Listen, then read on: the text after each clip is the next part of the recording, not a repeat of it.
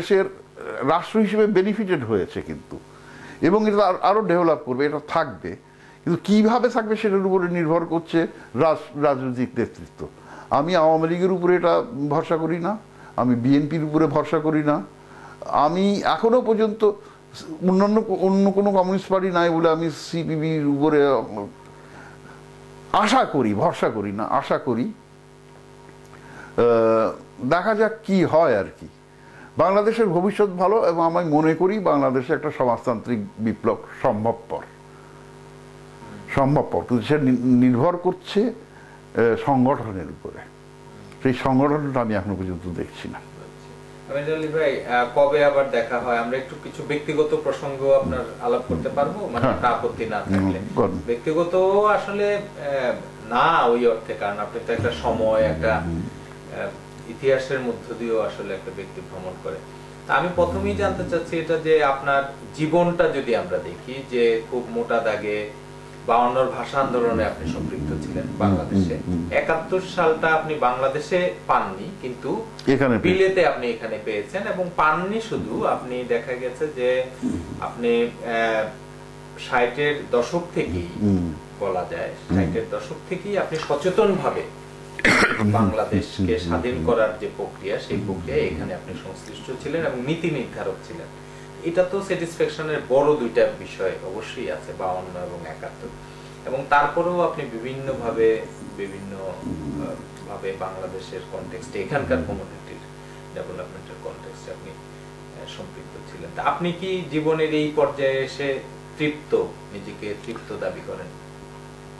তৃপ্তি কিছুটা আছে। সব থেকে বড় কথা যেটা হচ্ছে যে, সব থেকে বড় তৃপ্তি আমি একটা ব্যাপারে অনুভব করি, সেটা হচ্ছে যে ভালো কি করেছি জানি না, এখনো পর্যন্ত খারাপ কিছু করিনি। রাজনীতিতে যতগুলো সিদ্ধান্ত আমি নিয়েছি, আজকে এসে দেখতে পাচ্ছি যে মোটামুটি ঠিক সিদ্ধান্তই আমি নিয়েছি।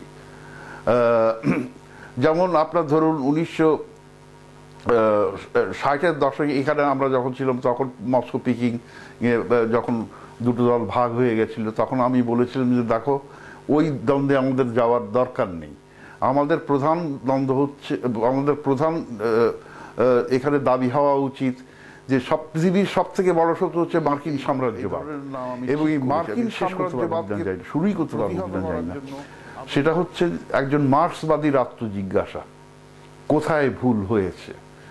তো এর মধ্যে আমি কয়েকটা লেখা দেব, কয়েকটা লেখা আমি প্ল্যান করে রেখেছি। একটা হচ্ছে যে প্রথমে মার্ক্সবাদের মধ্যে কি করে কাল্ট অফ পার্সোনালিটি, আমি কতগুলো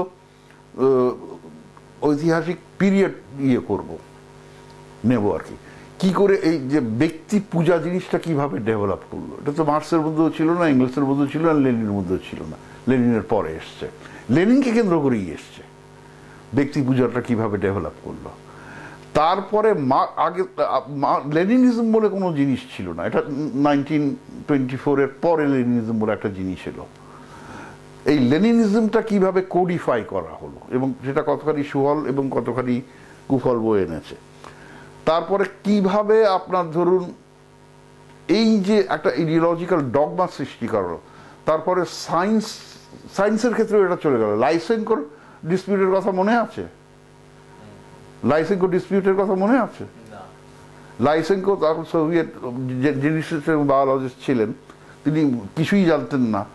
তাকে মানে অর্ডার অফ লেনিন বেশ কয়েকটা দেয়া হয়েছিল, তার কারণ তিনি মার্ক্সবাদকে তিনি সপ্রমাণ করেছিলেন তিনি তার ওই জেনেটিক্স দ্বারা। এটা সম্পূর্ণ ভুল ছিল, এবং সেটা কেন হলো, সায়েন্টিফিক্যালি এটা কেন হলো, অর্থাৎ একটা পর্যায়ে এমন চলে গেল যেখানে সায়েন্সকে প্রমাণ করতে হতো এটা কতখানি মার্ক্সবাদ সম্মত, মার্ক্সবাদকে মানে প্রমাণ করতে হতো এটা কতখানি বিজ্ঞান সম্মত, বিজ্ঞানকে প্রমাণ করতে হতো কতখানি মার্ক্সবাদ সম্মত। হ্যাঁ, ইডিওলজিক্যালি কতখানি হয়েছে। তারপর আরো একটা জিনিস দেখাবো, যে এই যে ইডিওলজিক্যাল ডগম্যাটিজম যেটা হয়েছিল, এই ইডিওলজিক্যাল ডগম্যাটিজম ফল শিল্প সাহিত্য কিভাবে এটাকে ভার্চুয়ালি শেষ করে দিয়েছিল আপনার ইডিওলজিক্যাল ডগম্যাটিজমে। আপনার সেক্ষেত্রে আমি সোশ্যালিস্ট রিয়ালিজমের কথাটা আনবো।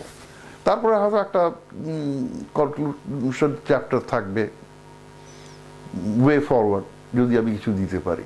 এই 3টা বইয়ের কথা আমি মনে রেখেছি। আমি যদি ধরুন আরো 3 বছর বাঁচি, একটা হচ্ছে যে 52 সালের ভাষা আন্দোলন, আরেকটা মুক্তিযুদ্ধ, প্রবাসে মুক্তিযুদ্ধ, আরেকটা হচ্ছে এটা।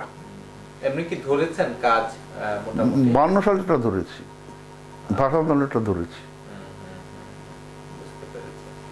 আর এমনিতে আপনার এই সমস্ত যে ভ্রমণ আছে না, সেটাতে আপনার পরিবার কিংবা আপনার জীবন সঙ্গিনী বলি, তাদের মানে অবদান বলি বা তাদের অংশগ্রহণ, সেটাকে আপনি কিভাবে চিহ্নিত করবেন? আমি তো বিয়ে করেছি অনেক পরে।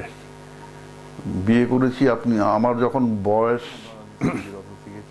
58, তখন আমি বিয়ে জীবনটা চলে গেল। এটা একটা আমার যাকে একটাই সান্ত্বনা, ভালো না করতে পারলেও খারাপ করিনি। আর এমনিতে আপনার আছে না অনেক সময় মনে হয় যে ধরেন জেনারেশনের ব্যাপারে একটা গ্যাপ থাকে, বা অনেক সময় বোঝারও চেষ্টা করা হয়, অগ্রজরা অনুজদের বুঝতে চেষ্টা করেন ইত্যাদি মিলে।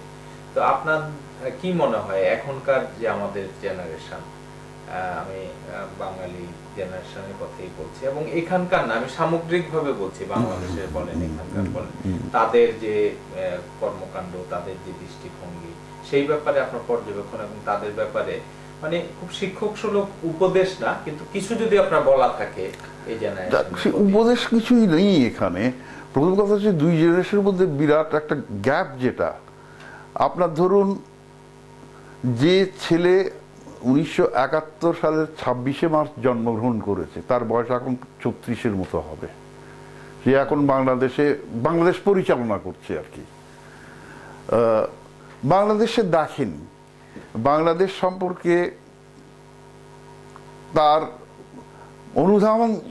সবকিছু অনুধাবন করতে পারলেও এটা গড়ার পিছনে যে প্রেরণা, সে ব্যাপারে তার অনুভব নাই। সুতরাং সে এটাকে day to day problem solution হিসেবে দেখে আর কি বাংলাদেশের সমস্যাটাকে। এটার পেছনে যে একটা যে বিরাট আদর্শ ছিল, একটা চেতনা ছিল, সেটা সে দেখতে পাচ্ছে না। তো সেটা তাকে দোষ দিয়ে তো কোনো লাভ নেই। এই চেতনাটাকে পুনরুজ্জীবিত রাখতে হবে আর কি। সেই রাখার ব্যাপারে হয়তো আমরা এখনো পর্যন্ত যারা বেঁচে আছি তাদের কিছু একটা ভূমিকা আছে। আরেকটা জিনিস যেটা হচ্ছে যে বাপ বড়লোক যদি হয়, ছেলের কোনো সমস্যা থাকে না আর কি। এই জেনারেশনের অবস্থা হচ্ছে তাই। স্বাধীনতা পেতে গেলে কি করতে হয় তারা জানে না, সেটা তারা পেয়ে বসে আছে, এটা তাদের কাছে ফ্যাক্ট। সুতরাং তারা একটা পাওয়া জিনিসকে উপভোগ করছে। এটার জন্য যে বাড়তি কিছু, স্বাধীনতার জন্য আমাদের সবাইকে জীবন ধারণও করতে হয়েছে, বাড়তি কিছু করতে হয়েছে। এই বাড়তি কিছুটা তাদের কাছে একটা রুটিন মিস। এই বাড়তি জিনিসটা তাদের কাছ থেকে আমি দেখতে পাচ্ছি না।